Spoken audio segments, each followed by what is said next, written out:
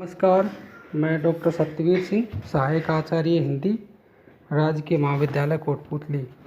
आज हम बीए पाठ द्वितीय हिंदी साहित्य प्रथम प्रश्न पत्र के अंतर्गत कवि घनानंद के काव्य की काव्यगत विशेषताओं के बारे में पढ़ेंगे।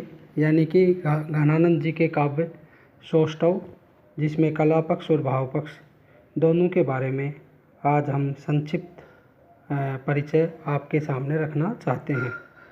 हिंदी के मध्यकालीन स्वच्छंद प्रवाह के प्रमुख कर्ताओं में, यानी जो रीतिकालीन स्वच्छंद काव्यधारा थी, उसके महत्वपूर्ण कवि घनानंद जी माने जाते हैं। और उनकी रचनाओं में दो तरह की अभिव्यक्ति मिलती है। एक तो प्रेम और संवेदना की अभिव्यक्ति तथा दूसरी भक्ति संवेदना की अभिव्यक्ति है।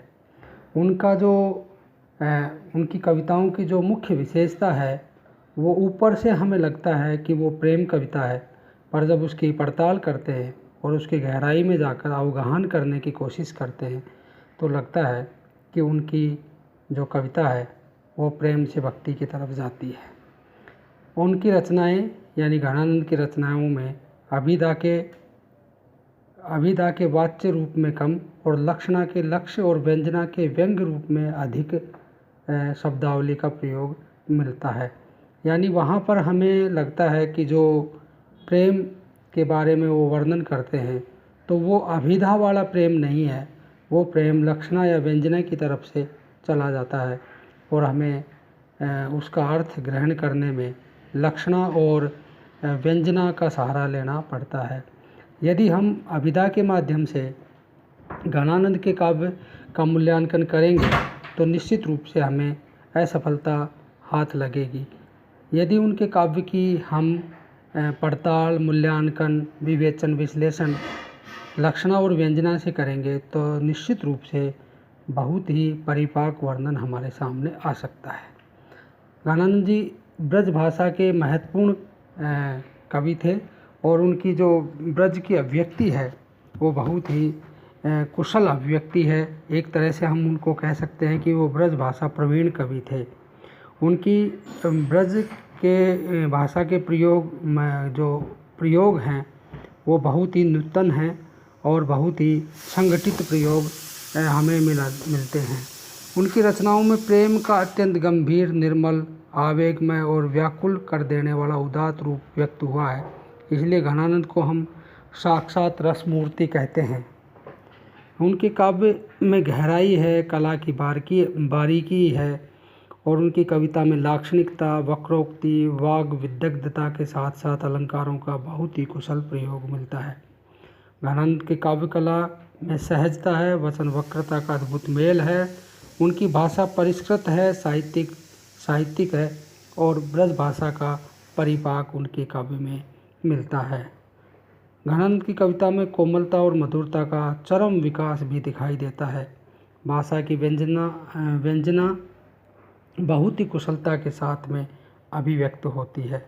वे एक तरह से ब्रज भाषा के प्रवीण कवि कहलाते हैं। यह ब्रज भाषा काव्य के प्रणेता भी हम उनको कह सकते हैं। यदि घनानंद के काव्य की कला पक्ष की बात की जाए तो वे भाषा के धनी थे। ब्रज भाषा उनकी महत्वपूर्ण भाषा है जो उनके काव्य में मिलती है। ब्रज भाषा के साथ साथ उनके काव्य में अरबी, फारसी, राजस्थानी, खड़ी बोली आदि के शब्दों का प्रयोग भी मिलता है। लोकोक्ति और मुहावरों का प्रयोग भी बहुत ही सुंदर मिलता है जो उनकी भाषा सौंदर्य को चार चांद लगा देता है।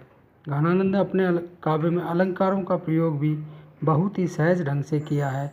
अनुप्रास, यमक, उपमा, रूपक, उत्प्रेक्षा, विरोधाभास आदि अलंकार उनके काव्य में सहज रूप में आए हैं। कहीं पर भी उनके काव्य में अलंकारों का प्रयोग बनावटी नहीं है, यानी कि कृत्रिम नहीं है, बिल्कुल एकदम नैसर्गिक प्रयोग है। जहाँ पर जिस अलंकार की आवश्यकता होती है वहाँ पर वही अलंकार सहज रूप में, स्वाभाविक रूप में प्रयुक्त हुआ है। उनका विरोधाभास जो अलंकार है वो प्रिय अलंकार है और आचार्य विश्वनाथ जो प्रसिद्ध विचारक हैं वो कहते हैं कि विरोधाभास के अधिक प्रयोग से उनकी कविता भरी पड़ी है। जहाँ इस प्रकार की कृति दिखाई दे उसे निसंकोच गहनानंद की कृति घोषित किया जा सकता है। यदि छंद विधान की बात करें तो गहनानंद के काव्य में कवित्त और सवैये छंद का प्रयोग अधिक दिखाई पड़ता है। दोहा और चौपाई का प्रयोग भी हुआ है। यदि रस की दृष्टि से देखें तो गहनानंद के काव्य में श्रृंगार रस का सबसे अधिक प्रयोग हुआ है। और श्रृंगार के भी दो रूप हैं, एक तो वियोग श्रृंगार, एक संयोग श्रृंगार। गहनानंद के काव्य में वियोग श्रृंगार की प्रधानता दिखाई देती है। श्रृंगार के साथ साथ उनके काव्य में शांत रस भी दिखाई देता है। और यदि काव्य गुण की बात करें तो माधुर्य काव्य गुण है। उनके काव्य का प्रमुख गुण माधुर्य है और माधुर्य में चित्रात्मकता और वाग विदग्धता उनके काव्य में मुख्य रूप से दिखाई पड़ती है। गहनानंद का काव्य मूलतः सुजान को लेकर लिखा गया है और ये सुजान कोई और नहीं है, ये सुजान वो उनकी प्रेयसी की बात जो दूसरे आलोचक करते हैं कि उनकी प्रेयसी थी, ये केवल अभिधात्मक रूप में हम बात कर सकते हैं। गहनानंद का संबंध कृष्ण भक्ति से भी था और वे एक तरह से अपना सुजान कृष्ण को मानते हैं। इसलिए गहनानंद की कविता प्रेम से लेकर भक्ति की तरफ से जाती है। और आज का अध्ययन हम यहीं पर समाप्त करते हैं। धन्यवाद।